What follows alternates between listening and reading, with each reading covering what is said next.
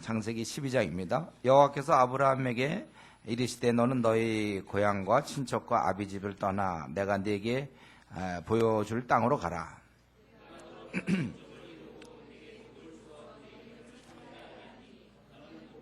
너를 축복하는 자에게는 내가 복을 내리고 너를 저주하는 자에게는 내가 저주하리니 땅의 모든 족속이 너로 말미암아 복을 얻을 것이라 하신지라.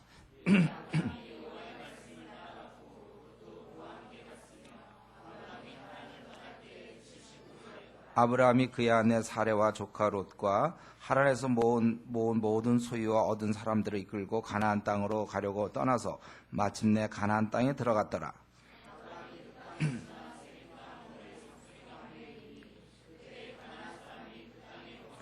여호와께서 아브라함에게 나타나 이르시되 내가 이 땅을 내 자손에게 주리라 하신지라. 자기에게 나타나신 여호와께 그가 그곳에서 제단을 쌓고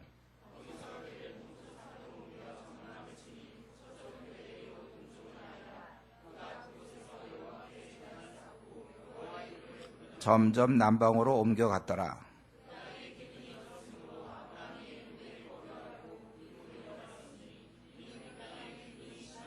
그가 애굽에 가까이 이르렀을 때에 그의 아내 사레에게 말하되 내가 알기에 그대는 아리따운 여인이라.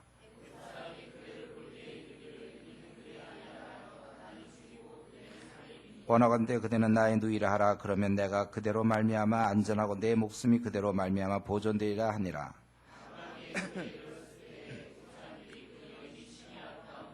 바로의 고관들도 그를 보고 바로 앞에서 칭찬함으로 그 연을 바로의 궁으로 이끌어들인지라.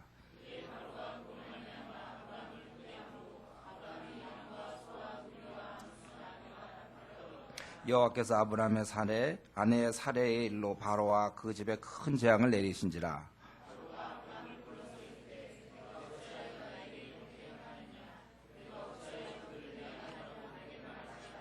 내가 어찌 그를 누이라 하여 내가 그를 데려다가 아내를 삼게 했냐는데 아내가 여기 있으니 이제 데려가라 하고 바로가 사람들에게 그의 일을 명하매 그들이 그와 함께 그의 아내와 그의 모든 소유를 보내었더라. 아멘. 예. 아브라함에게 하나님께서 말씀하셨습니다. 너의 고향과 친척과 아버집을 떠나 내가 내게 보여줄 땅으로 가라. 아버지 집을 떠나라.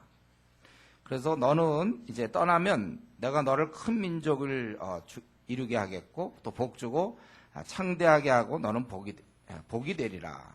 그리고 3절에 모든 족속이 너를 인해 복을 받을 것이다. 이렇게 말씀하셨습니다.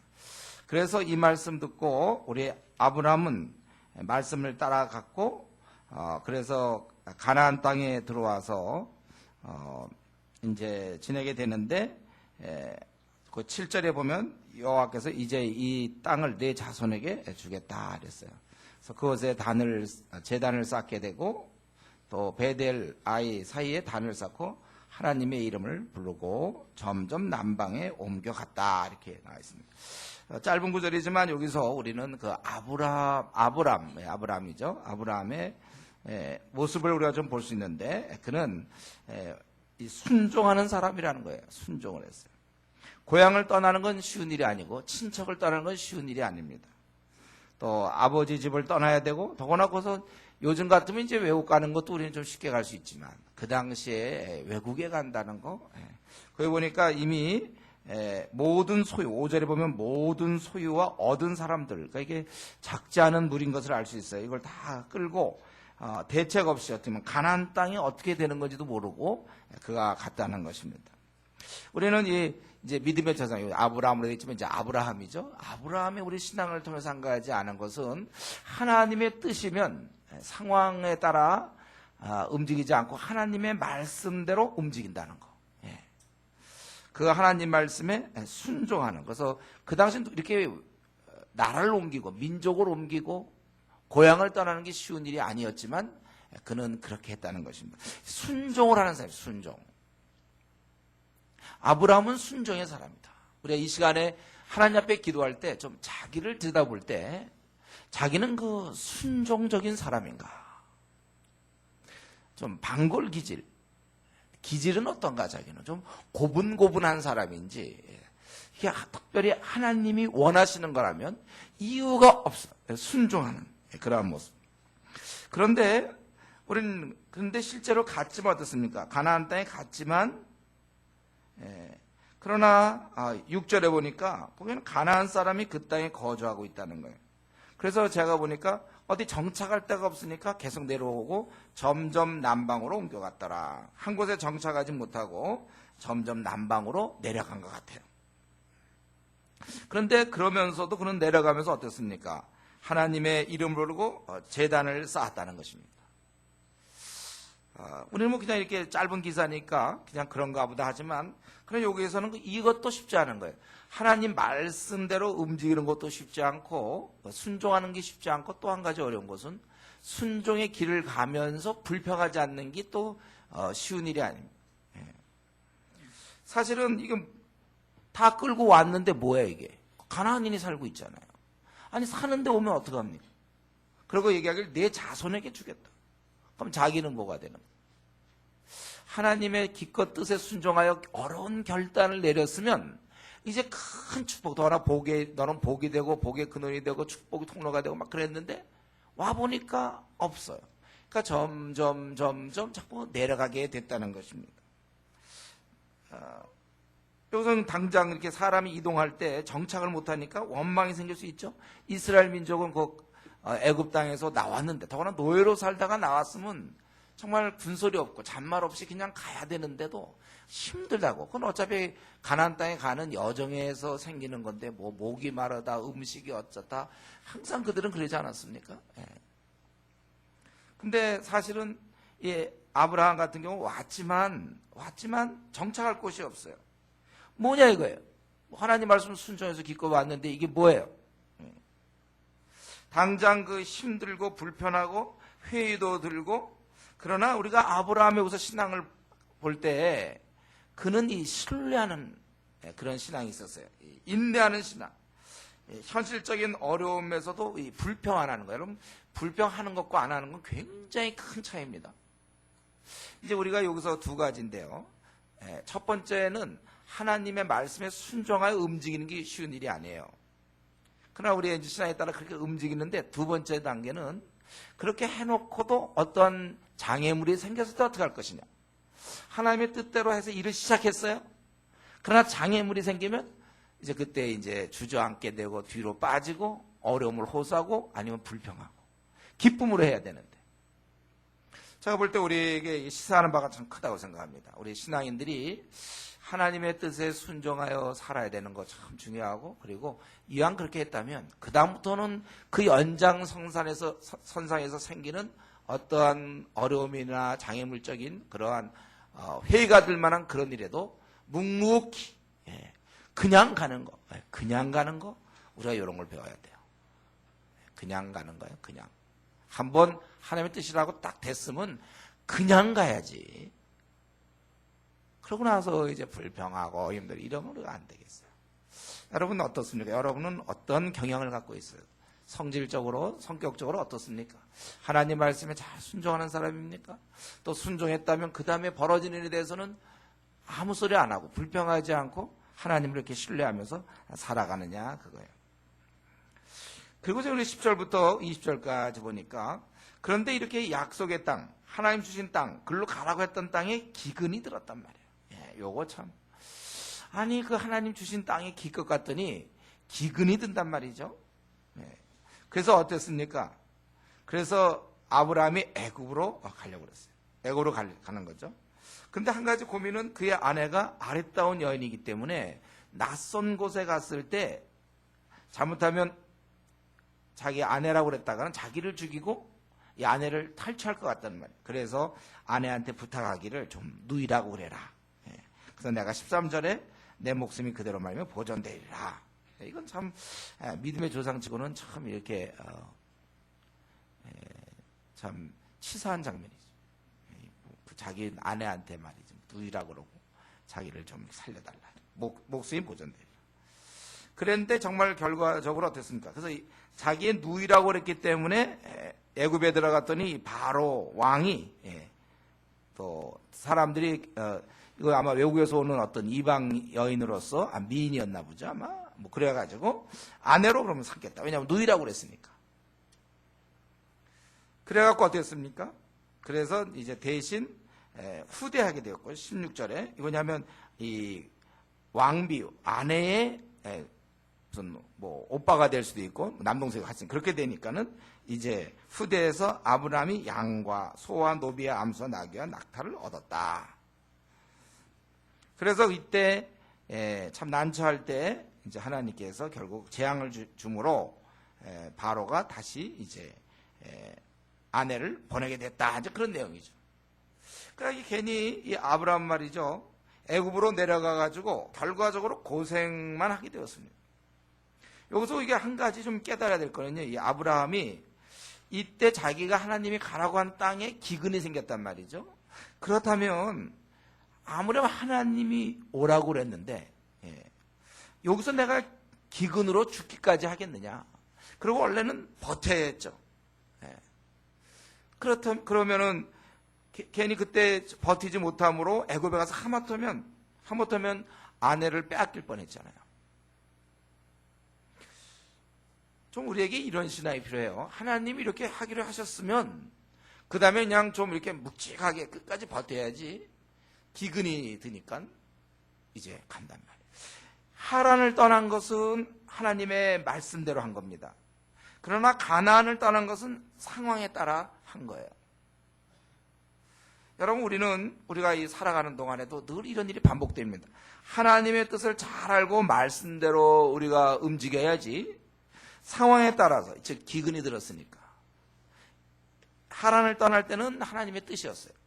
그러나 여기서 가나안 땅 기근 든 가나안 땅을 떠나는 건 하나님의 뜻이 아니란 말이에요. 상황의 뜻이에요. 상황의 뜻 이런 말이 있는지 모르지만 상황대로 움직이는 거란 말이죠. 그래서 괜히 헛고생만 하고 한번더면 자기 아내를 빼앗길 뻔했다는 거예요. 그래서 우리 신앙인들은 이러한 아브라함이 보여주는 이런 모습들, 하나님의 말씀 따라 움직이느냐 상황 따라 움직이느냐. 여러분 한번 이 시간에 이 자리에서 한번 생각해 봅시다. 최근 나는 어떤 것을 결정할 때 충분히 기도하고 말씀에 비추어서 그 결정을 했는가, 아니면 상황 때문에 상황에 따라 결정했는가. 한번 오늘 우리가 기도할 때 자기가 최근에 결정한 것, 하나님의 말씀, 하나님이 원했기 때문에 이렇게 했는지, 아니면 상황 때문에 했는지를 다시 한번 생각해보고, 만약에 상황 때문이라면 바꿔야 될 것입니다. 하나님의 뜻대로. 그래서 이제 어떻게 됐습니까? 내려가서 이제 이때 사실 이 아브라함이 이때의 모습을 생각해보세요. 얼마나 난처했을까요?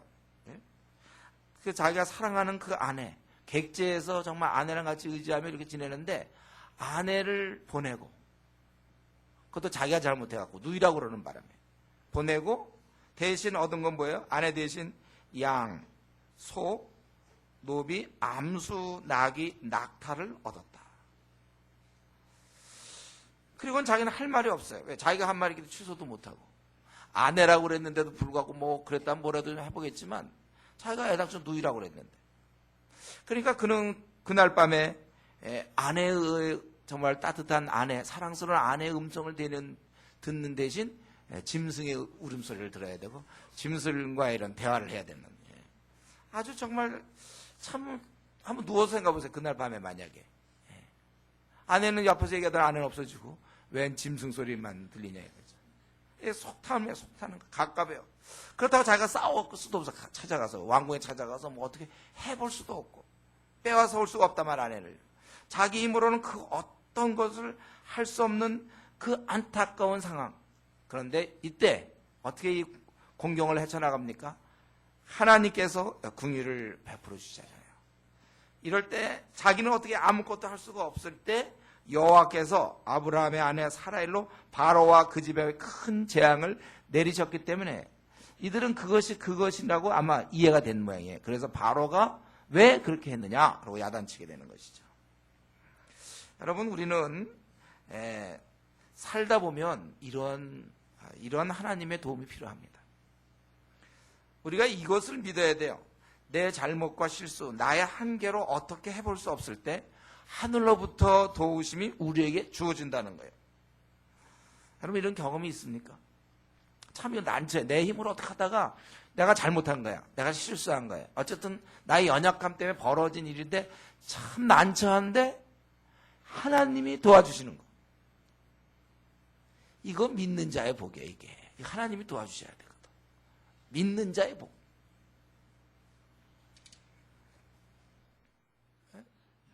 뭐 왕으로서 얼마든지 그 당시 그럴 수 있었던 건데 공의 하나님인데 그러면 왜 이렇게 어떻게 보면 편파적이냐 이거죠.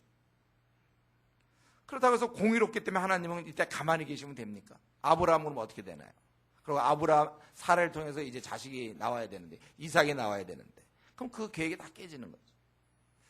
여기서 한 가지인데 여기서 공의를 우리가 생각할 때 하나님의 공의는 이런 공의예요. 뭐냐면 바로가 잘못 안 했어도 사실 바로는 왕이잖아요. 그리고 자기 나라고 그는 큰 어려움이 없고 그 땅에서 누릴 만큼 다 누린 사람입니다. 근데 아브라함은 누구죠? 나그네예요. 기근을 피해서 온 초라한 나그네입니다. 떠돌이란 말이죠. 아무 힘도 없는 자예요. 그를 보호하시는 게 하나님의 성품상 맞고 그게 하나님의 공의란 말이에요. 그를 오히려 보호해 주는 게 하나님의 공의로운 성품이에요. 그리고 오히려 바로는 이 일로 오히려 재앙의 축복이 뭐냐면 이를 통하여 하나님의 살아계심을 안다는 거.